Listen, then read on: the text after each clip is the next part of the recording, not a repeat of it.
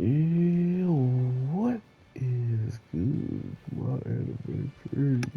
What is good? Man, record of Ragnarok. Finishing it all the way through already.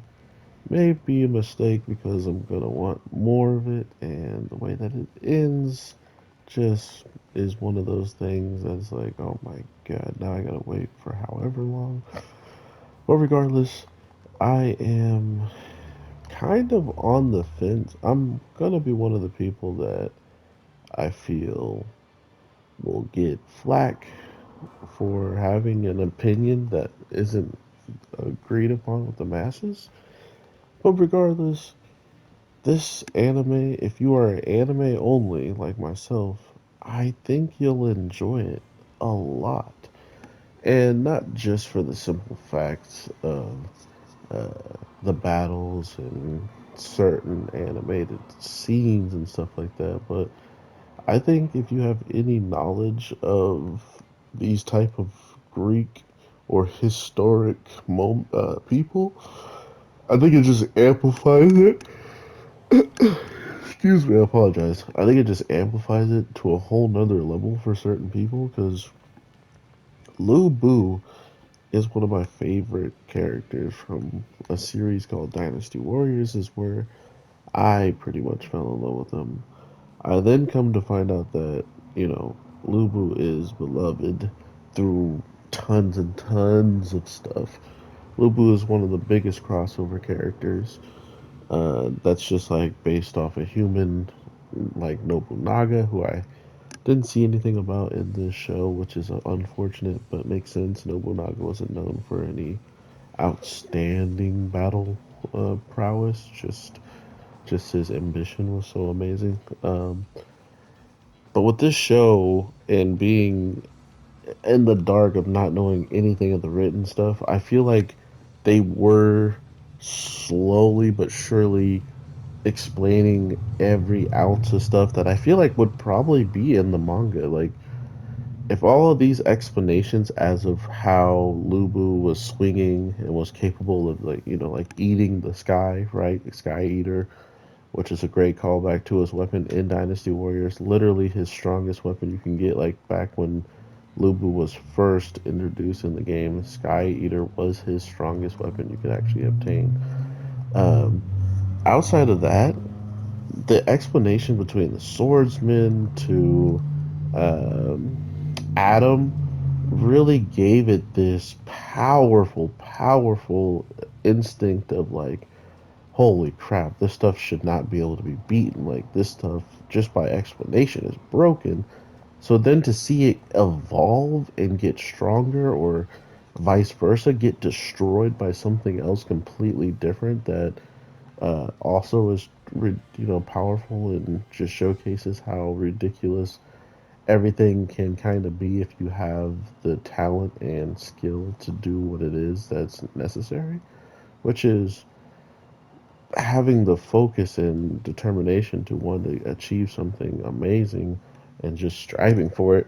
Because even after death, the swordsman was capable of still training every single day, and by using his skill of seeing images of people perfectly and how he would defeat them, he got to do that for 400 years, which finally, out of the human side, sounded the most unhuman thing about him outside of, Divine Reflect and uh, for Lubu, the whole Sky Cutter thing, like there's something that they have that's just not human like because they have gone to such lengths to achieve what it is that they worked for. But like I'm saying, it's amazing to see what they do with these overall abilities or overall thoughts that are in history, just to give it give it their own spin. And I'm guessing that's what the author is going for, just all the cool stuff that they read about, bring it to life any way, shape, or form, or enchant it to a higher degree. Because we've heard lots of things about Poseidon and how quickly his thrusts are capable of, just doing things to the ocean that no one would ever be able to do. So it was amazing in that regard.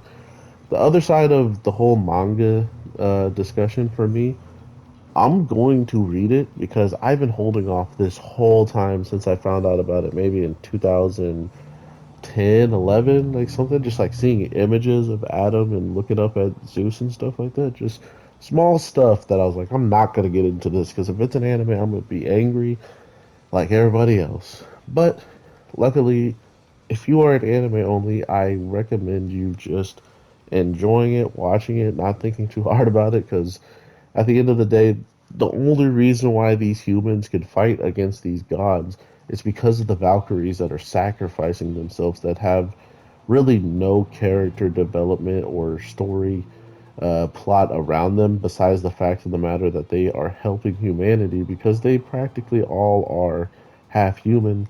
But on the flip side, they have the ability to bring gods down to, nothingness, as we see in this whole entire show. But that case, the Valkyries die as well, being attached to that person, not just becoming a weapon, but physically bounding themselves to that person, making it impossible for them to not suffer the same fate as the wielder, which is, I think, is another perfect touch. Maybe there's more to explain about it. I don't know. That's more or less for the people in the comments down below. If y'all want to give me a good explanation as to what it is, without spoiling anything, right? I just told you I'm anime only. A lot of anime onlys, I hope, are here too, giving me their opinions on how you felt about it, because I'm telling you, this show is going to get destroyed by people. But if there's anyone that actually enjoyed it, it was probably me and a couple of other people, simply because I went in dark, didn't know anything about it, and found myself really enjoying a lot of what I was seeing. So, with that being said, everybody,